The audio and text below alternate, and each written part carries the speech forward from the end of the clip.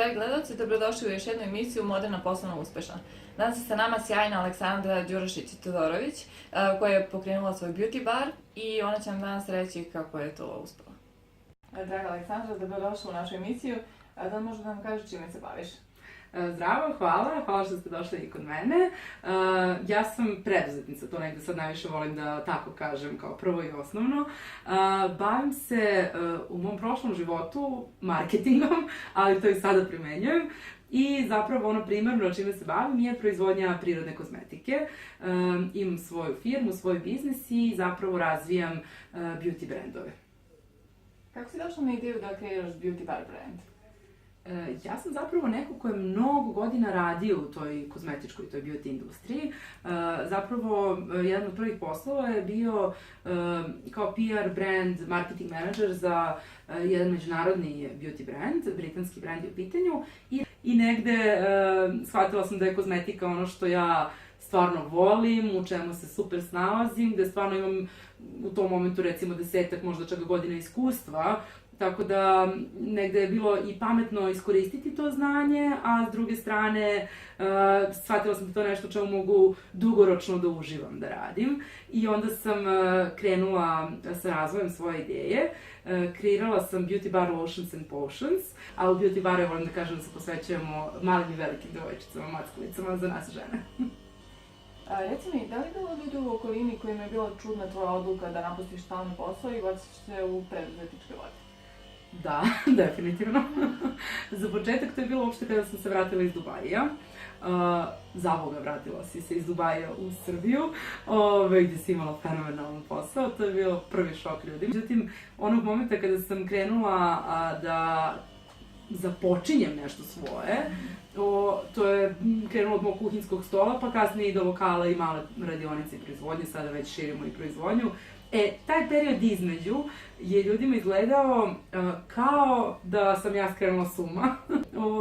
Tako da definitivno bilo toga, ali meni je to nekako bilo onako podstrek da pokažem šta mogu da uradim. Znači uspešno si se nosila sa tim? Da, definitivno. Mislim, najvažnije mi je bilo podrška par ključnih ljudi oko mene, roditelja, muža, najbližih prijatelja, ali svi ostali su mi samo dali vetar u leđa, što se kaže. Da li imaš krizne momente u kojima poželiš da se vratiš na stalni posao? Pa ne, zapravo. Mislim, postoje uvek neki krizni momenti u poslu, ali to je ono što vas vuče da idete napred, što prosto je neka inspiracija za rad. A zapravo, kada sam krenula nekim svojim putem, krenuli su da se negde tu stvaraju oko mene neki ljudi i samim tim i neke nove prilike.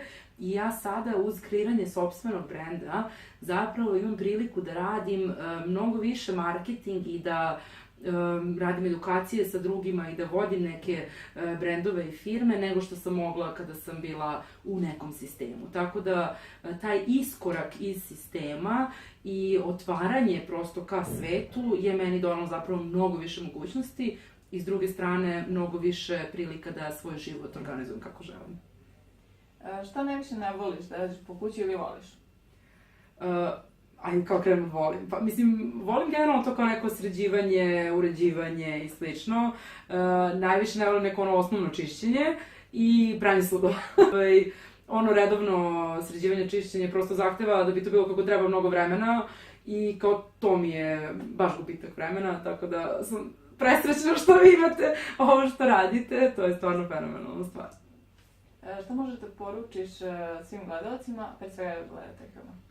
Pa žela bih da ih poručujem da prosto izađu iz svoje zone komfora, da pokušaju nešto da urade, da razmisle o čemu su to dobre, šta je ono što vole, čim bi voleli da se bave, da li to mogu i kako da testiraju, da počnu zapravo sa tim prvo, da razviju neki svoj prvi proizvod ili uslugu i da polako to razvijaju, jer bitno je samo početi, bitno je samo zakoračiti, uraditi taj prvi korak i nakon toga stvarno se kockice same namještaju. Naravno da moramo mnogo toga da uradimo, da vidimo šta je ono što nam fali da bi došli iz tačke A u tačku B, ali bitno je biti hrabar i načiniti taj prvi korak i onda zaista i ljudi i prilike i uopšte šanse nekako se same stvaraju i zaista mogu da uspiju u tome. Dragi gledalci, danas sa nama bila sjajna Aleksandra. Hvala što nas pratite. Pratite nas i dalje na svim našim Uradi za radi kanalima. Ukoliko poznajete neku ženu koja je uspešna u bilo kom segmentu, tagujte je u komentaru, mi ćemo je kontaktirati i objaviti njenu priču.